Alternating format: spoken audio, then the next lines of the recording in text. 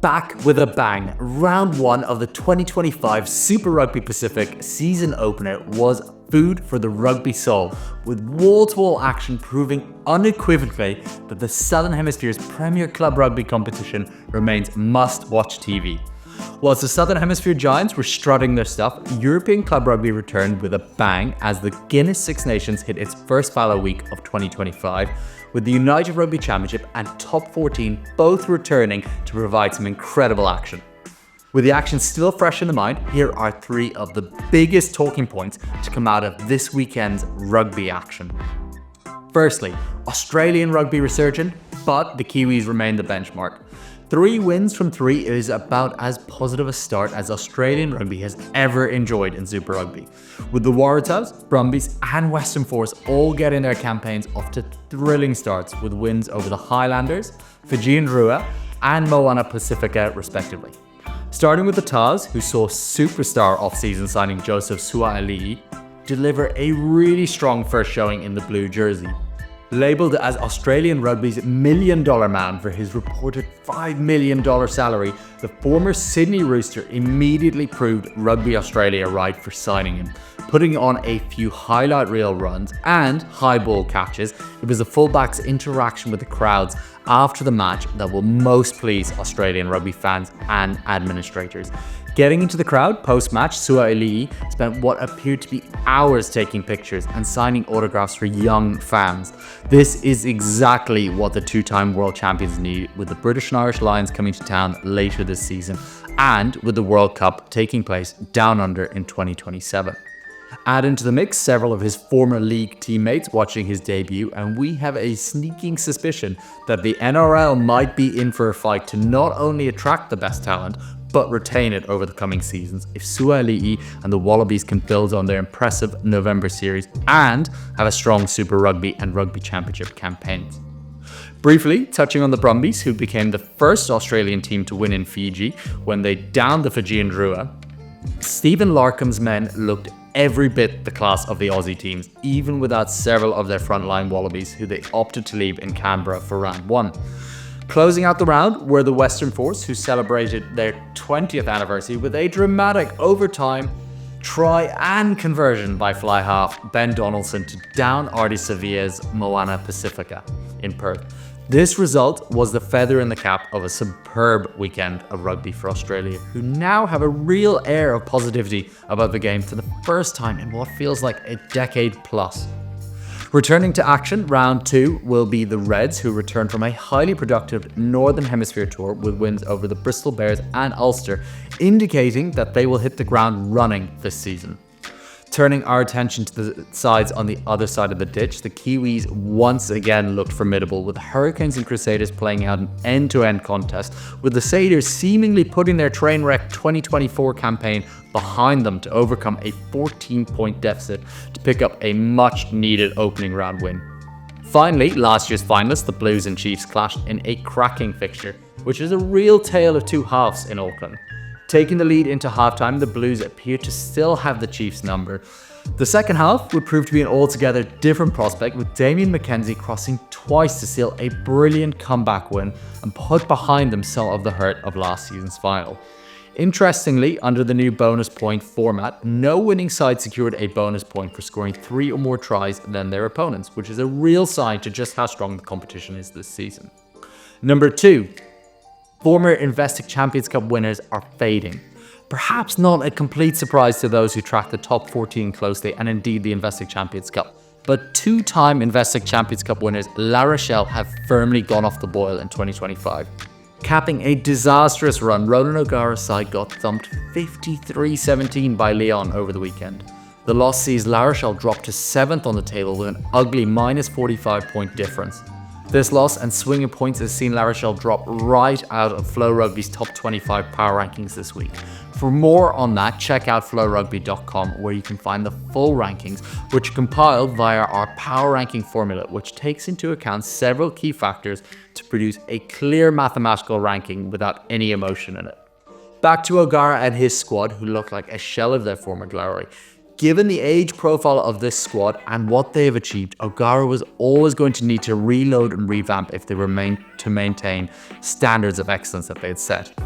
This was clearly acknowledged by their off-season signings ahead of next season, with several young players, namely French star scrum half Nolan Le Garrac, already confirmed to be joining Stade Rochelais.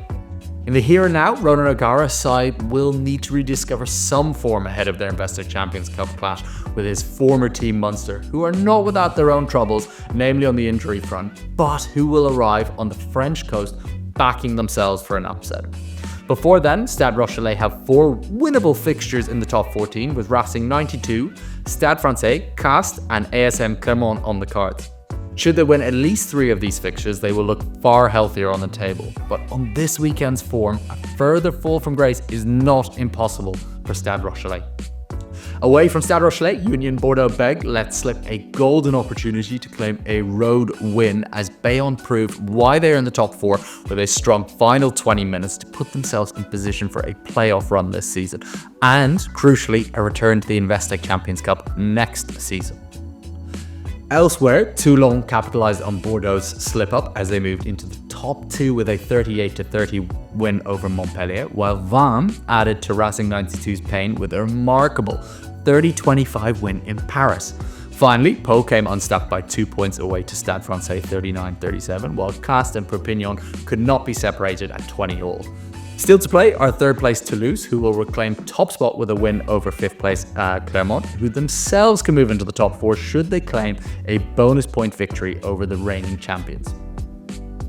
Point number 3, gap at the top closing. Round 11 of the United Rugby Championship proved to be a fascinating insight into the depth of the squads in the competition, with major swings on the overall leaderboard taking place. Starting with the pace setters Leinster, who will be relieved to have come away from their clash with a very game Osprey side with a 3-point win. Leo Cullen and his coaching staff will perhaps be thankful that the Ospreys missed touch, having won a key penalty with time expired. That penalty could have seen them camp deep in Leinster's territory, and given what had happened just beforehand, you would have backed them to score. Certainly, this Leinster side is far from the powerhouse squad they can put out, but it is still contains several international players in Arceus Neyman, Jamie Osborne, Jimmy O'Brien, Kieran Frawley, Ross Byrne, Luke McGrath, Max Deegan, Scott Penny and a few others. If you were wearing blue-tinted spectacles, one would feel that this was an impressive win which truly displayed the Dublin side's depth, and this is clearly true. But taking a slightly pessimistic look on it, it does prove that Leinster are not infallible and that they will need to be at their very best when facing some of the league's heavy hitters later this season. Whilst Leinster were winning in Swansea, the league's feel-good story of round 10 picked up right where they left off as Zebre Parma claimed back-to-back wins for what feels like the first time in years, if not in their history. Not only do they win, but they did so on the road again as they downed Edinburgh for a 22-17 win. The win puts the Italian side, who have put aside off-field turmoil, within 7 points of the knockout stages and firmly in the running for a finish outside of the bottom 2, which would be a huge boost for the club, who are always an exciting watch. From Friday to Saturday, which began with 2 pulsating South African derbies, with the Emirates Lions getting back on track with a big win over the DHL Stormers at Emirates Airlines Park 30-23. Starting fast, the Johannesburg side torched the former champions with 3 first-half tries. Whilst they will no doubt be happy with the win, in the end the result felt like a missed opportunity for the Lions, as the Stormers surged in the second half to come back within 7 points, whilst denying the Lions a 4-try bonus point. Across the high veld, another fierce battle was raging as the Hollywood Bet Sharks narrowed the Vodacom Bulls' lead at the top of the South African log to 1 point on the overall table with a dominant 29-19 victory. Making this victory all the more impressive was the fact that the Sharks did this without key Springboks, namely Sia Khaleesi and Ivan Etzebeth. And in truth, they rarely looked challenged by their hosts, which will set alarm bells ringing for head coach Jake White, who has come up so close in recent seasons. Heading back north, there would be a mixed results for the other 3 Irish provinces, with Munster and Connacht each claiming key bonus point wins over Welsh opposition as they downed the Scarlets and Cardiff respectively. For Munster, the win shoots them up the table to 5th position and firmly back in the running for a top 4 spot. The win did come at a cost, however, with both Thomas Ahern and Diarmaid Kilgallen hobbling off with horrible looking injuries. This was a major blow for 2 players who have been in red hot form and would have almost certainly been involved with either the Ireland senior team in Ahern's case or the Ireland A team for Kilgallen in the coming weeks. For Connacht, they will have mixed emotions about their performance, having ran into a commanding lead, only to see Cardiff come racing back into contention. In the end, they did what they needed to, with several key young players, namely scrum halves Ben Murphy and Matthew Devine, and centre Hugh Gavin, all flashing moments of brilliance, which is really promising for Connacht as they grow over through the season. The final stop on this whirlwind of Irish rugby came at the same time as Munster's match, as Ulster fizzled out in Treviso to take a second successive loss at the hand of Italian opposition when Benetton beat them 34-19 in a result which sees the Italian side jump back into the top 8 in 7th position. Started with the hosts, who were full value for their win and will only get better when their international stars return from the Six Nations. They proved once again that when things click, they are super dangerous, in particular from set piece where they got on top of their visitors. For Ulster, this now feels like a lost season for Richie Murphy to explore what he has in his squad before his coaching overhaul takes place this season. Outside of this, it is difficult to find positives for a squad who certainly have talent and an incredible fan base, but are not clicking this season. Finally, the reigning champions Glasgow Warriors kept their ambitions for a top 2 spot on the table alive with a brutally efficient second half showing as they blitzed the Dragons 45-20 at Rodney Parade. Welcoming back a number of Scottish internationals for the clash, the Warriors proved that they are among the handful of URC sides who can truly sustain an exodus of their frontline talent to international rugby and still be a force to reckon with. Thank you for watching our Rugby Roundup video, and don't forget you can catch all of the URC, Top 14, Super Rugby Pacific, Investec Champions Cup, EPCR Challenge Cup, Rugby Europe Championship, and much more live and on demand on FloRugby. If you have enjoyed this video, please hit those like and subscribe buttons and let us know what were your biggest takeaways from this past weekend of rugby action.